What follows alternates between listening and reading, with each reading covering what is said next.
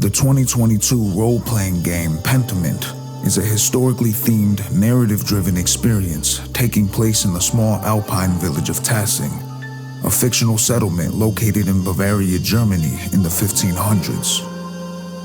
We follow the tale of Andreas Mahler, a young artist from Nuremberg who takes a job at the scriptorium of the town's abbey. After his friend and mentor is accused of committing murder, Andreas takes on the investigation to prove his innocence.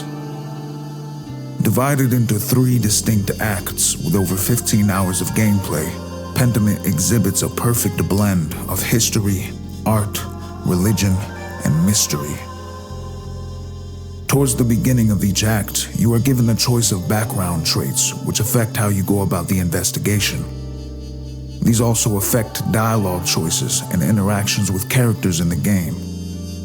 There are 5 categories of background traits, totaling 22 distinct traits. Throughout the story, you are given a plethora of dialogue choices that affect your relationship with characters and steer the direction of the investigation, your decisions having lasting impact on the town and its inhabitants. Your choices will determine the fate of these characters, either good or bad. With each investigation, you are given a certain amount of time to uncover clues and obtain evidence. Time advances after major progressions in the investigation are made. This of course means that you won't be able to follow every lead in one single playthrough. Pentiment succeeds greatly at capturing the personality and individualism of each character through its dialogue and writing, not to mention its engaging plot and narrative revolving around the societal injustices and hierarchical imbalance surrounding the time period in which it takes place. The artistic direction was perhaps the most definitive aspect of the game aside from its narrative.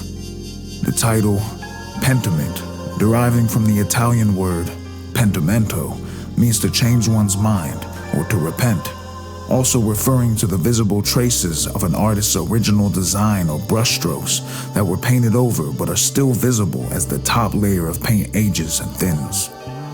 Pentiment is a parable of sorts, an allegory, and the entire narrative revolves around this concept, from the storytelling and role-playing down to the very visual presentation of the game itself.